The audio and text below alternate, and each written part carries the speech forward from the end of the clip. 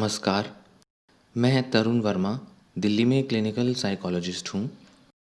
इस वीडियो में आपसे बात करूँगा एक बड़े महत्वपूर्ण विषय पर, जो कि आज के समय के हिसाब से, दिल्ली के माहौल के हिसाब से अगर देखा जाए तो बहुत ही प्रासंगिक, बहुत ही रिलेवेंट है। ख़ास करके दिवाली के समय में तो यह इश्यू और यह विषय बहुत ही महत्वपूर्ण हो जाता है, क्योंकि यह वीडियो और यह विषय संबंधित है एयर पॉल्यूशन से।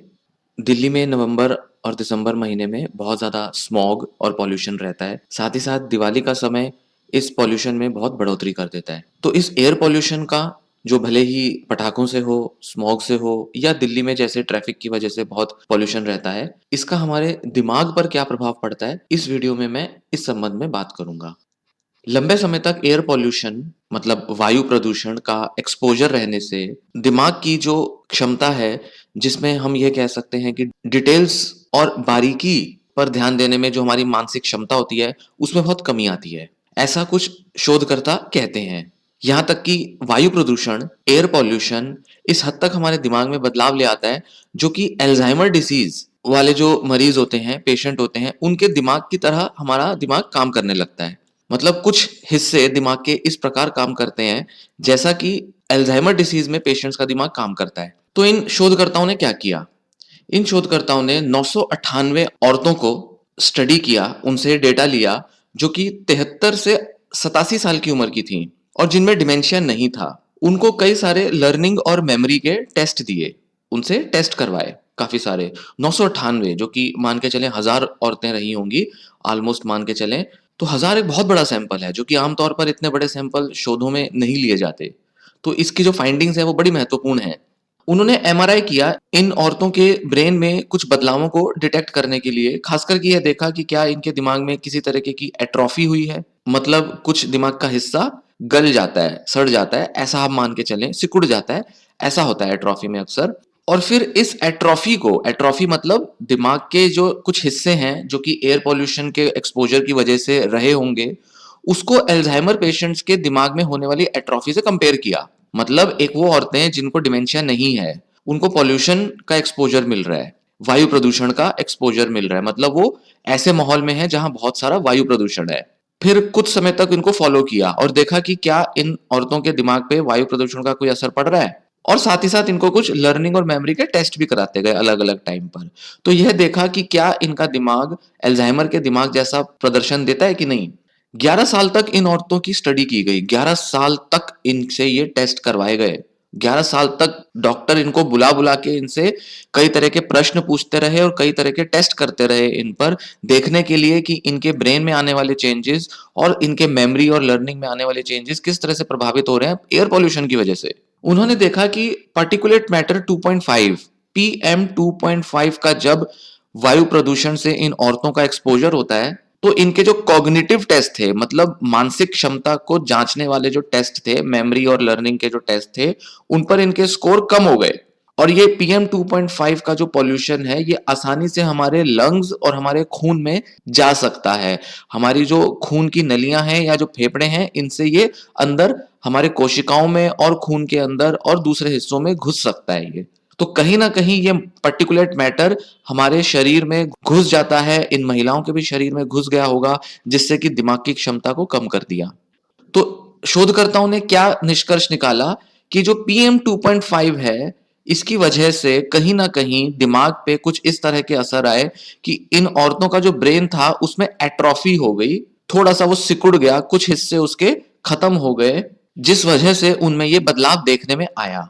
और इनमें से कुछ औरतों में थोड़ा और लंबी उम्र में, क्योंकि 998 का डेटा बहुत बड़ा होता है, ये सैंपल बहुत बड़ा होता है, तो इनमें से कुछ औरतों में डिमेंशिया आया ही होगा, इनमें से कुछ औरतों में डिमेंशिया डेवलप हुआ ही होगा। तो डिमेंशिया डेवलप होने के कुछ समय पहले से ही इनमें ये चेंजेस देखने में आए। अब एक ग्रुप वो था जिसके अंदर डिमेंशिया आया और उनको एयर पॉल्यूशन नहीं मिला था, और एक वो था ग्रुप जिसमें एयर पॉल्यूशन का एक्सपोजर मिला था।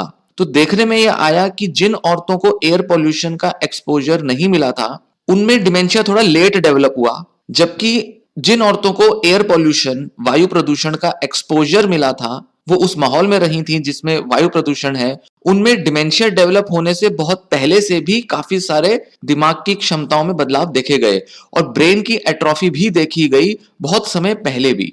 तो 11 साल का बहुत लंबा पीरियड है। 73 से 87 साल की महिलाएं रही हैं जो कि बड़ी उम्र की हैं और इसी उम्र में अक्सर डिमेंशिया डेवलप होता है।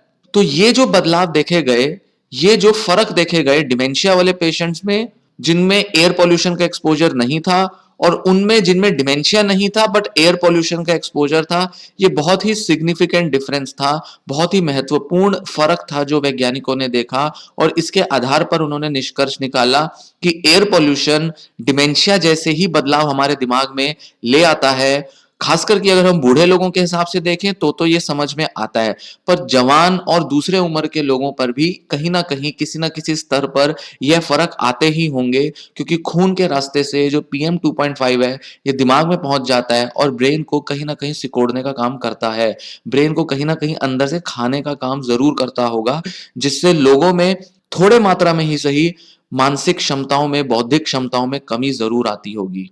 हालांकि ये बूढ़े लोगों पर है, जवान लोगों पर रिसर्च नहीं है, पर जवान लोगों में भी कुछ कुछ इसी तरह की फाइंडिंग्स देखी गई हैं, जिस पर मैं आगे किसी वीडियो में बात करूंगा। जो शोधकर्ता है डायना योनान, साउदर्न कैलिफोर्निया की, जिन्होंने ये रिसर्च की थी, उनका कहना है कि PM 2.5 जो है वह ब्रेन के स्ट्रक्चर को, दिमाग के ढांचे को इस तरह से परिवर्तित कर देता है कि जिससे हमारी जो याददाश्त में जो कमी है वो बढ़ जाती है, मतलब याददाश्त में और ज्यादा कम होने की संभावनाएं बढ़ जाती हैं, और खासकर इसका हमारी याददाश्त पर तो बहुत ही प्रभाव पड़ता है। तो वो ये कहती हैं कि उनका ये जो प्रयास है ये सिर्फ इसी बारे में है शोध करने का कि ज्यादा से ज्यादा लोग और ज्यादा से ज्यादा क्लिनिशियन और डॉक्टर भी इस खोज के संबंध में, इस लिंक के संबंध में, ये जो संबंध है, एसोसिएशन है जो पॉल्यूशन का दिमाग के साथ, इसके संबंध में ये जागरूक हो और इसके बारे में अपनी हेल्थ पर ध्यान दे पाए, और हेल्थ के साथ साथ जो ब्रेन पर जो असर पड़ रहा है उसके प्रति थोड़े सतर्क हो पाए। और इस वीडियो का भी मेरा यही लक्ष्य है बनाने का कि आप सतर्क हो जाएं इस तरीके के आने वाले बदलावों के बारे में। तो यहां थोड़ा सा ध्यान देने की जरूरत है कि एयर पॉल्यूशन, वायु प्रदूषण से जो हमारा जो एक्सपोजर है, खासकर दिल्ली जैसे माहौल में, ये छोटी उम्र से बड़ी उम्र तक के लोगों में, खासकर की बड़ी उम्र के लोगों में अगर इस रिसर्च के हिसाब से देखें, बहुत प्रभाव डाल रहा है उनके दिमाग पर, बहुत ज्यादा उनकी बौद्धिक क्षमताओं को कम करने का काम करता है। इसलिए प्रिकॉशन लेना बहुत जरूरी है। दिल्ली जैसे माहौल में सावधानियां बरतना बहुत जरूरी है। पॉल्यूटेड एनवायरनमेंट में, प्रदूषित माहौल में ज्यादा समय तक रहने से दिमाग की क्षमताओं में कमी आ सकती है, जो शायद जल्दी ना दिखाई दे पर लंबे समय में दिखाई दे सकती हैं ये परेशानियां। और अगर ऐसे स्टडीज कुछ हुई होंगी जो मैं बाद में बात करूंगा, जिसमें अगर यह भी दिखा दिया जाएगा या दिखाया गया होगा कि ये माओ से बच्चों में भी ट्रांसफर हो जाते हैं ये इफेक्ट्स, तो शायद ये और भी ज्यादा खतरनाक होगा।